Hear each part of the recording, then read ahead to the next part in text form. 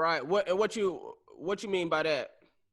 As far as what? Your process would be a lot more harder than it is now. Well, I feel like when I got in the movie The Heat, everything popped off so fast, and it was so new to people as far as seeing an online creator hit a movie screen, hit a big motion picture that fast, that soon. It looked like overnight success to them. Okay. So people were treating me. Some people, a good number of them, were probably Asking All Them Questions fan, Soulja Boy fans, and just the Heat fan. You know what I'm saying? And they only went based off of that. So therefore, they didn't look at the spoken word. They didn't look at anything in between. They didn't know that I had a message delivered with me, not knowing that my name is a message. You know what I'm saying? So right. I had to deal with that process of evolving and getting through all that. Basically, still trying to let people know that, nigga, I am spoken reasons. I don't know who y'all think I need to be linked up to or whatever, but it never changed. It never changed, and it still ain't changed. Straight up. So with the Heat, right? Let me tell you two things. You actually inspired me. You motivated me because I had got off of online. I got off YouTube because at the time there was a whole online comedians versus stand-up comedians thing that was going on in the comedy world. Yeah. I personally at the time didn't want to be considered an online comedian. Now, who gives a shit? You know, now it's just different ways of being a comedian, and it's different outlets, and I respect everybody that's doing anything. But at that time, you see what I'm saying? I was like, well, I want to be known as a stand-up comedian. Yeah. But when I saw you book The Heat, from YouTube, basically, I mean, I'm sure you got the YouTube help you get to that level where somebody recognize you, you know, to get that audition. And when I saw you book The Heat, I was like, oh, I need to get my ass. Hey, look at that. Shout out to Lee on his job. I was like, I need to get back on YouTube. So when you booked that, I said, let me get back on YouTube and let me stop bullshitting. And luckily, right after that, I went viral quickly, which I put out this BET hip hop cypher spoof. Yeah, appreciate that. So like anybody that's seen, like I was playing Kendrick Lamar, my homeboys playing Waka Flocka, and I've seen it. yeah. So that shit took off quick. But that was also my problem. I'm gonna tell you my problem too, which is anything that I feel like come too easy for me, I get bored with it. And I felt like YouTube for me was so like, I don't know, my fourth sketch might have went viral. It was this Chris Brown versus Rihanna Street Fighter. Yeah. That was a good one too. That's actually an iconic one. Hey, I appreciate that, bro. So, you know, I did that and that shit went viral. And then I stepped away from YouTube, and then I came back, and then I did one other sketch. And then I did maybe one or two sketches, and then I did the BET hip hop cypher. And then that one took off. And then, but that being said, still, I was like, I need to have some type of online presence regardless moving forward. Yeah. And it was really because when I saw you book The Heat, man. So shout out to you motivating me. You ain't even know that, you know. Man, shout out to Paige Kennedy, man. He helped me get through it. Yeah, so that's actually something I want to talk about. So I know I had Paige Kennedy on here. Yeah. And he talked about how y'all had a falling out at one point, but he was saying how, you know, you hit him up or something like that about, you know, helping him with your audition. And so y'all kind of really went over it, and it felt like that preparation kind of helped you be prepared for that audition. So talk about that process. I mean, if it wasn't for Paige, I wouldn't even be in that movie. I mean, he helped me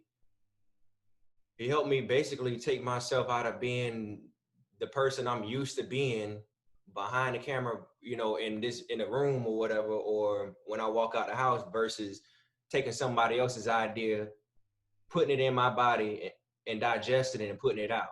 I was going to his house for like 2-3 days straight. He didn't charge me nothing.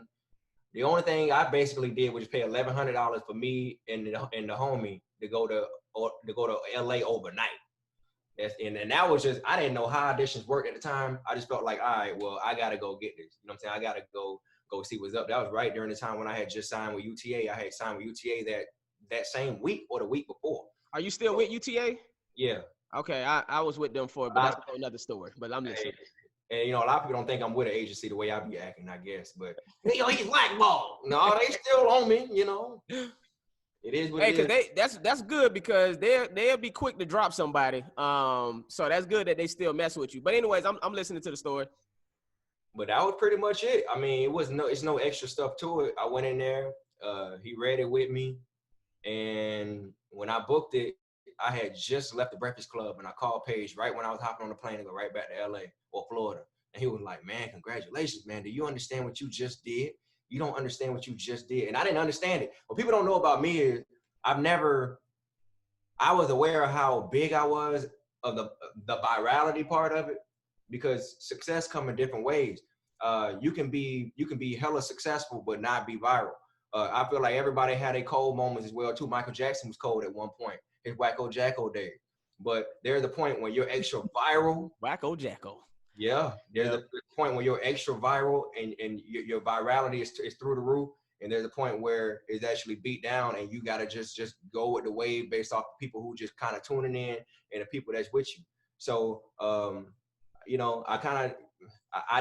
wasn't aware of the impact that it was really going to do until hell when it hit the screen. When I started seeing everybody hit me up, because I changed my number at least 4 or 5 times. Yeah, you change your number a lot. I always change my number. You know what I'm saying? And every time when something big hit, I don't care if I had TV that day. Anytime when there was something major that happened, I changed my number. Why did you change it? You feel like too many people was hitting you up? You feel like I'm a low-key person. I don't like everybody hitting me up. I don't like everybody to have access to me. I don't feel like everybody deserves the luxury of being in your space. You know what I'm saying? respect that.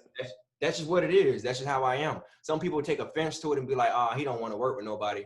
Well, look at my resume. I work with a gazillion amount of people. It's just that if it just, I'm just a lot more, I guess, disciplined when it comes to and more restrained when it comes to like, and hesitant or reluctant when it comes to checking out others' ideas. And I'm not very so good at that because I'm just so used to being in my own universe. Right now, I often think about that sometimes when it comes to like people reluctant to check out other people's ideas. Yeah. Do you think, and I'm asking because I'm thinking on my end too. Do you think that's an ego factor, or do you think that's I'm a taste maker? Like I'm a taste, like my quality and taste has to be at a certain level. And if I feel like what they're presenting me isn't at that level, then like, nah, I'm not gonna do that because it may damage my brand. It can be an ego factor depending on what your intentions are. Mm-hmm. And what your energy, your intentions may not be that way, because you may not. Some people don't recognize that their ego is being executed at that very moment, because that's just who they are, and they're going based off of their emotions and however they feel at that time. It can be ego driven. I would say probably about 10%, 15% was probably ego driven at the time, and the rest of it was just like, look, I'm just not feeling it. It ain't on my level of quality. And to be real, you can't even discuss that type of stuff with people because they'll even take offense to that. They're like, "What do you mean my stuff?" It's like, "Oh Lord, this is why I just rather not even just talk. Let me just, Right. you know what I'm saying? Just hit me up. You know where I'm at, bro. I'm way back here. You know what I'm saying? So that's a muscle that a lot of people got to flex. And I think people are kind of figuring that out now. I feel like there's no excuse for people nowadays, especially content creators. I think they all know how it works. I think they all know that, hey, my brand deserves this. You should at least give me 500 if I show up for this video. Or if you choose not to give me that, it's okay. And there's no hard feeling. Straight up. You know what I'm saying? We don't have to all kumbaya and just do stuff for the free no more, because those days are kind of over with. It ain't over with only for the people who just trying to come up. If you're just trying to come up, then do what you got to do. Get your college student, get whoever you need to do, your mama, your grandma, whoever you need to do to be in the video, do what you need to do. But after a certain point, when you're in the same pool with everybody else, I don't feel like there's no limitation to business. You know what I'm saying? Especially, you got to be able to respect people's ideas and respect people's requests and their suggestions and what they saying about certain stuffs. Everything ain't for everybody. And just because they're not working with you at that time, that don't mean they'll work with you later. There's plenty of people I've seen, I'm like, dang, they so dope. But if they could just do this and just elevate here, I'll do that. You can't have your face next to everybody. That's just real. if I have my face next to Bad Baby, whatever that girl name, whatever that white, whatever. Well, these the young thought. Yes. Yeah. Oh Lord. If I have my face next to them, shout out to Bad Baby. Hey, you more successful than my ass. So. It is what it is.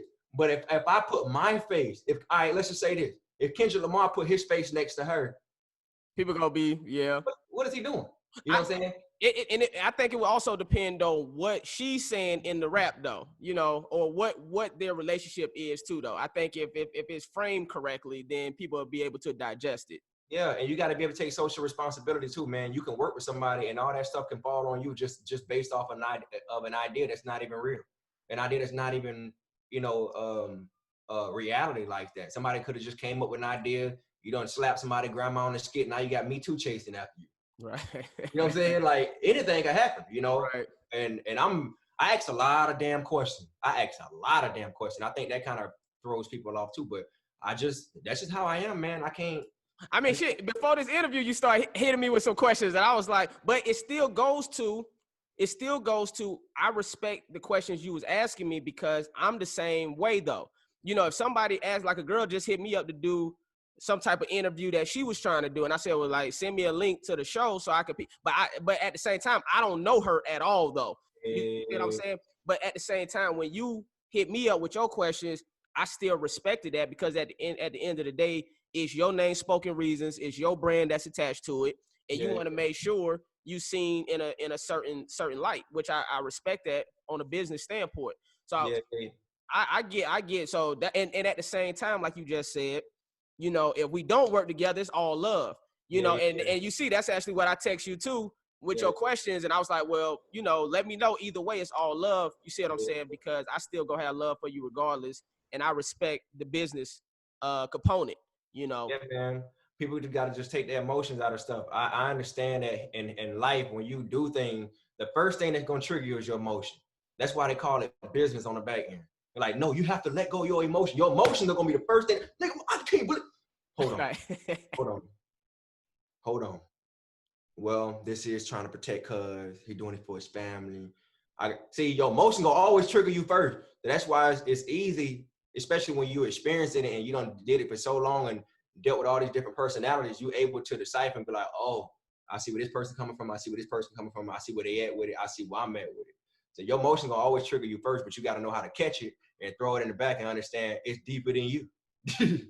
Hey, so this is something I got to ask you because I told Paige I was going to ask you. All right. When y'all did fall out, he told me basically you was on live and he wanted you to give his daughter a shout out. He said you looked at your phone. He said I looked at my phone and put it down. Put it down. And I wanted to know, what were you thinking in that moment? I don't even remember that. First off, I talked to him about that shit. And when I saw Paige, I'm gonna tell you how I saw him when I had an issue. When I saw Paige, I saw him at Chick-fil-A, pulled my car over.